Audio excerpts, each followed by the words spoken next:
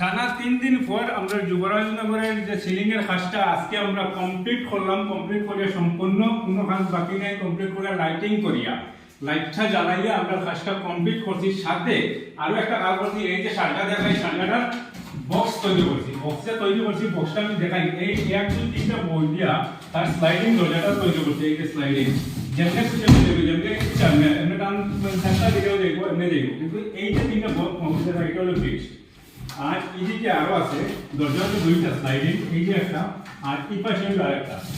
এই যে আরেকটা দরজা, এটাও স্লাইডিং, আর এগুলো হলো ফিক্সড। আর এই মানে বক্সের মধ্যে ব্যবহার করছি অ্যালুমিনিয়াম, কোনো পিভিসি ব্যবহার করছি না। পিভিসি ব্যবহার করছি না, ও ক্ষেত্রে ব্যবহার করছি না, কারণ সবসময় তাৎকাল লোককে থাকবো, যার কারণে এদিকটা ব্যবহার করছি না। আর এই যে আমরা সিলিং এর কাজটা আজকে কমপ্লিট করলাম, কমপ্লিট করে আপনারা ভিডিওর মাধ্যমে দেখাই যায়। তো আপনারা ভিডিও দেখি অবশ্যই আমরা যে কাজ করছি, দুইজন মিস্ত্রি মিলিয়ে যে কাজটা করলাম, কাজটা সম্পূর্ণ করলাম, আপনার কাছে কিরকম লাগে? যদি ভালো লাগে তাকে তাহলে ভালো লাগে, আর আপনারা একটা শেয়ার করবা, আর আমার পেজটাকে ফলো করে রাখবো। আমরা যখন যে জায়গায় কাজে যাইব, কাজটা আপনারা ভিডিওর মাধ্যমে দেখাই, যে ধরনের কাজ করবো সম্পূর্ণ ভিডিওর মাধ্যমে দেখাই। খালি একটা নয়, একটার পর একটা ভিডিও আমরা কাজ করতে থাকবো। অনেক ধরনের কাজ করি, খালি যে সিলিং এর কাজ করি এমন কিছু না। সিলিং করি, ওয়ারিং এর কাজ করি, পাইপলাইনের কাজ করি, আরো অন্যান্য টুকটাক অনেক ধরনের কাজ করি। সবগুলা কাজ আপনারা ভিডিওর মাধ্যমে দেখেন।